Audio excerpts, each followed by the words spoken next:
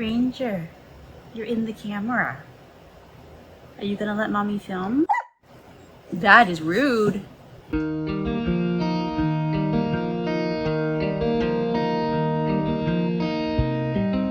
Hi guys, welcome back to my channel. My name is Teresa, or welcome to my channel if you're new here. And today is my TBR for Becca's Bookoplathon. I'm super excited for this. It is a readathon that happens every single year in September. Becca, if you don't know, is from Becca in the Books, and she basically does a readathon based off of her TBR game, which is Bookopoly. I'll link her announcement video down in the description so you can go check that out. So I have already played my Jurassic TBR. If you guys have not watched that yet, go ahead and check out the video. I will link it above. My game was not nice to me this month. It, I think, is about been the meanest it's been.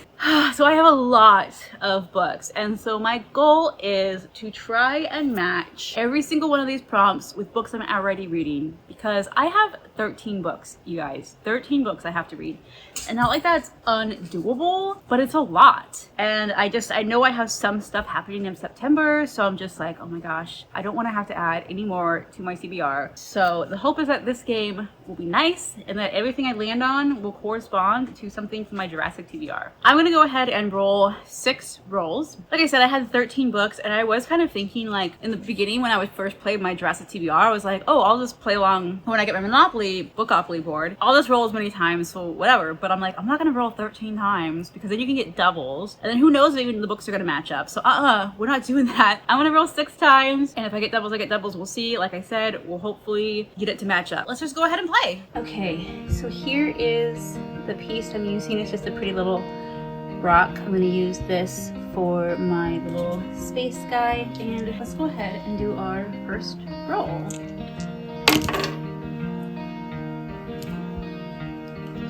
Well, we got a double, so that means I'm doing 7 rolls, and that is 12. Let's go 12 spaces.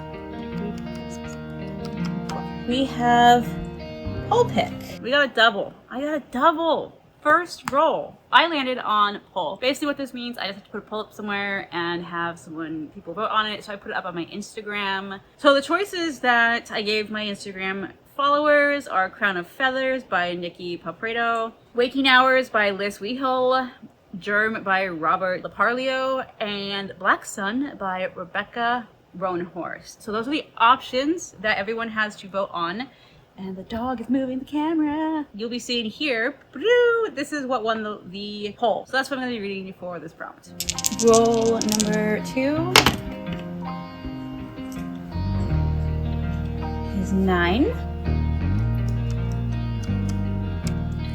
And I landed on random emoji. That one's gonna be fun. Roll number 2, we got a 9. So this one's really fun, you guys. Random emoji. Though I was kind of scared because there are a lot of not creepy, I don't know where that word came from, but there are a lot of out there ones that are just like random, like there's like an exclamation point or a random arrow or like a toilet or something, right? So I went to a website, I just googled random emoji generator. I'll put a screenshot here, you guys will see, and I went ahead and had it choose an emoji for me, and the emoji it chose for me was a mosque. I have a book that actually will fit this perfectly. This is Undivided, a Muslim daughter, her Christian mother, their path to peace. This is a nonfiction book by Patricia Rayborn and Elena Rayborn, and it's kind of their story. This just says they didn't talk, not for 10 years, not about faith anyways. So this is a up close and personal look at the lives of Patricia Rayborn, an award-winning author, and her impassioned daughter, Elena, a dedicated educator. This is a book for mothers and daughters struggling with interfaith and interpersonal tensions of all kinds, and is equally meaningful for anyone concerned about the conversation that desperately needs to take place in America between Christians and Muslims divided by faith. And it's told, I believe, from both points of view. And since it is about the Muslim faith, I figured mosque, that works perfectly for the emoji pick. So number 3, 6, 2, 3, 4, 6 features a mystery. Okay, roll number 3, I landed on features a mystery. I chose Lake of the Dead by Andre Bajur. I'm probably pronouncing the last name incorrectly. It's a Norwegian author. This is like a Norwegian classic, so I apologize for pronouncing that incorrectly. Thankfully, this book is on my Jurassic TBR. Oh, actually, all the books on the poll are also on my Jurassic TBR. Undivided is not, though, so that's another book I have to add. So as of right now, I'm reading 14 books total. But this is on my Jurassic TBR, and I was able to fit it for this. This is basically a thriller, but there is a mystery in here too, about like a haunted cabin and lake in the woods. This woman's brother, I guess, supposedly committed suicide there, and the woman goes with some friends because she doesn't believe that's really what happened. And so they're trying to figure out the mystery of what happened to her brother. So therefore, it has a mystery. But it was like a really creepy cover. So I'm going to be reading this book for this, what's the word I'm looking for? Prompt. There we go. Rule number 4, 9, 1, 2, 3, 4, 5, 6, 7, 8, 9. Chance. Okay, let's see what we got. We got Centralia. Okay, well, number 4, we landed on chance. That would be Centralia. Sorry, my handwriting is atrocious, but that's this book. This is by Mark De La Soto, and this is just one of the books that on my TBR. So chance, basically you put like half of the books you want to read, half the books you don't want to read. This is one that I did want to read, and this is a Christian thriller. Basically, this man wakes up one morning to find his house empty, and he gets a phone call from a friend that confirms the impossible. His wife and daughter died in a car accident, and he does not remember. Unfortunately, this is not on my Jurassic TBR, so this is another book I'll be adding to my TBR. In general, yeah, what are we on? Book 15 now for the month, so at least it's one I've been wanting to read, though. Rule number 5.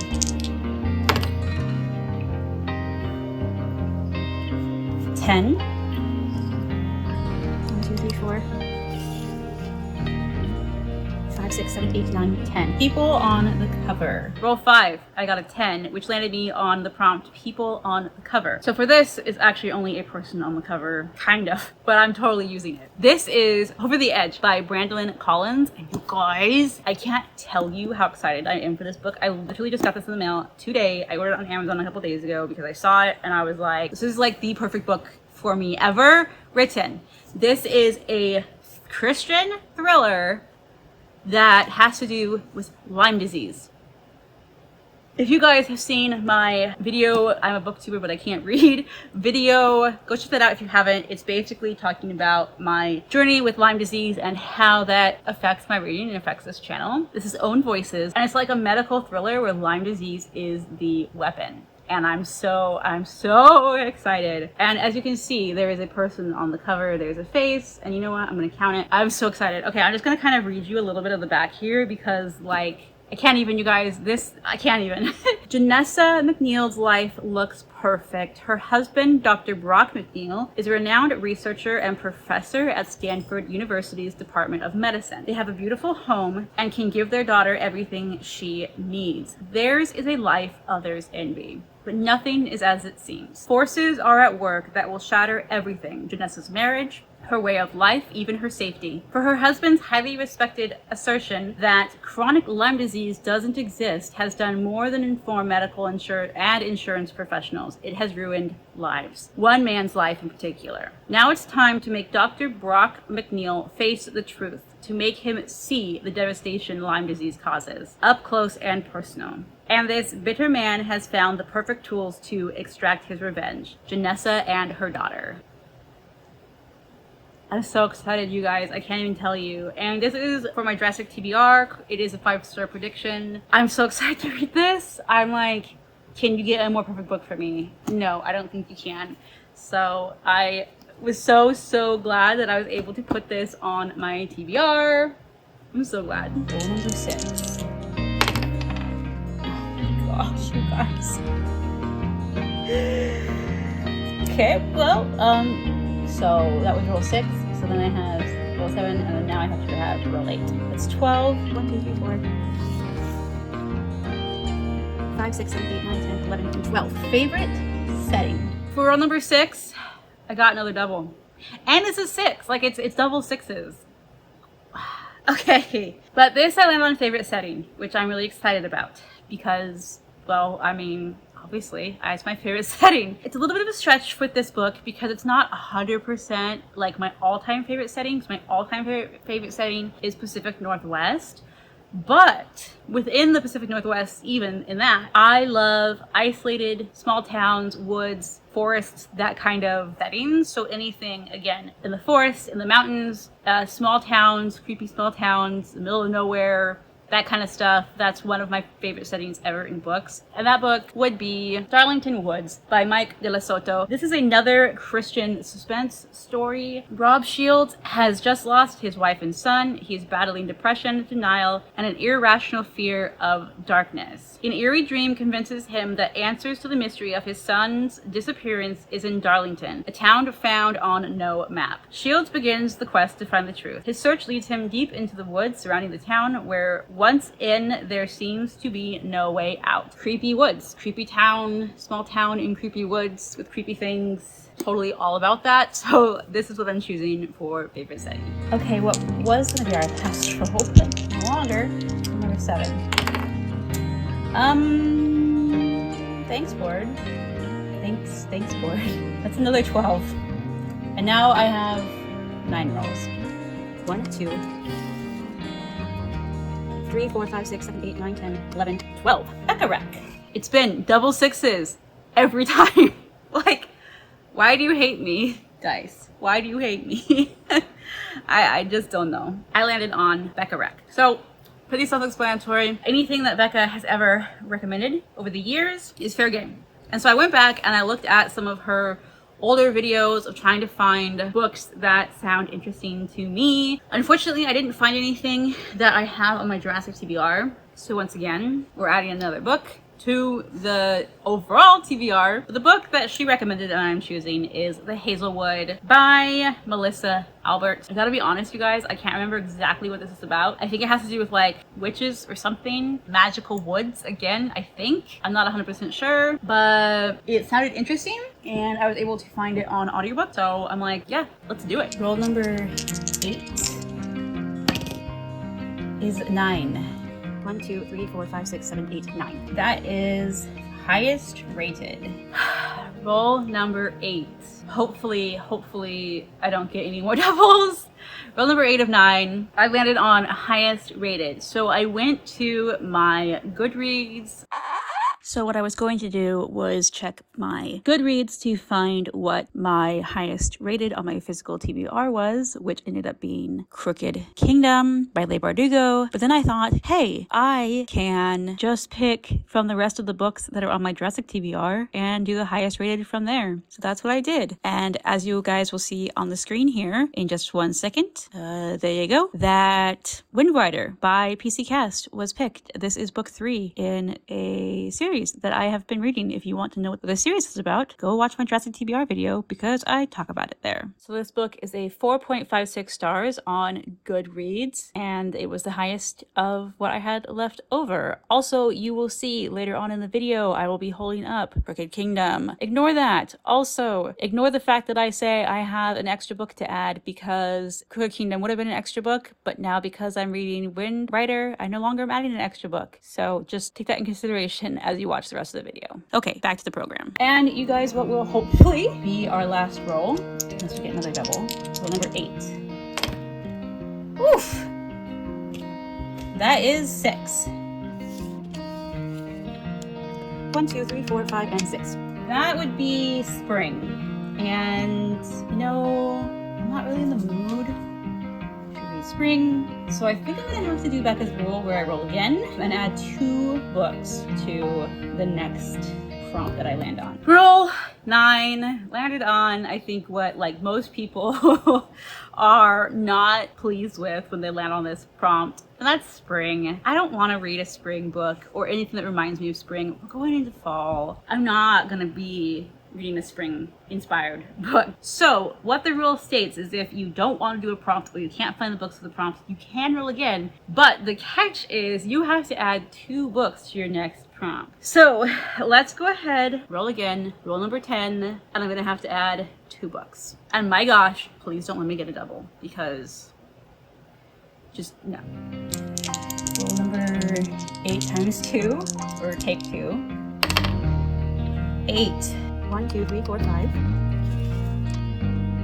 6, 7, 8. Published or set between the years 2000 and 2019. Oh, you guys, I didn't get a double. We're done. The game is finished. Okay, so we have 10 books. 10 books total because I have to pick 2 for this prompt. And the prompt we landed on was published or set between 2000 and 2019. And this is like the easiest thing ever because that's the majority of my books. And thankfully, 2 books that I have on my Jurassic TBR, they're not on this one yet, were both set or published between those years. So the first one that I'm going to be reading for this prompt is The Priest's Graveyard by Ted Dekker. This was published in 2011, I think. Yep, 2011. So it counts. And this is one of the very few Ted Dekker books that I haven't read yet. So if you see the dog. Hi, Ranger. You're a good boy. But yeah, this is one of the few of his books I haven't read. It's basically about a priest who does vigilante killings. And the other book that I'm choosing to read, oh my gosh, Puppy, your ears, they're in the way, love. It was published in 2014. So again, it works. And that's Panic. And this is by Lauren Oliver. This is about a game that takes place called Panic that these high school seniors, the graduating seniors, play every year. Don't really know much about it. All I know is that there's one girl who never thought she'd play, but she finds something to fight for, or something in someone to fight for. I don't know. It sounds interesting. I think it's kind of a thriller. It's a YA thriller. And again, it is on my Jurassic TBR. So I'm going to read this, and that'll be the last book for this readathon. So here we have it. Sorry about the lighting, but this is all of the physical books I'm reading for Becca's Bookoplathon, plus 2 more, my poll pick and the Hazelwood. And then out of this stack, I have 1, 2, 3 that are not in the Jurassic TBR, plus the Hazelwood, so 4. So what am I reading? 13, 14, 15, 16, 17 books this month is my total. This is the only other physical book that I have on my Jurassic TBR that I didn't get here, but it's a quick, easy read. So let me lift up all these books. These are all the physical books that I have to read this month. So again, like I said, this bottom one here is not for Becca's Bookoplathon, but all of these ones are. And then I also have 8 audiobooks. 8 audiobooks that I gotta read as well this month. So yikes, it's gonna be a big TBR. Like I said, if you want to check out my Jurassic TBR, it's linked down below. You guys can see how I did there. But I'm hopeful. I'm excited. Only 3 of these books from Becca's Bookoplathon do not cross over. So we'll see. My Jurassic TBR is definitely my priority, but I will hopefully be able to finish both. And I'm going to do my best to vlog throughout the month so you guys can kind of see my reading journey. So that's it, guys. There is my Becca's Bookoplathon TBR once again. And let me know if you are participating, what books you are reading. Let me know if you've done any videos, because I love watching people's videos of TBRs and all that. Thank you so much for watching. Oh, and guys, if you want to subscribe to my channel, like this video, do all the YouTube things, I would really, really appreciate it. Okay, guys, I'll hopefully see you in my next video. Bye.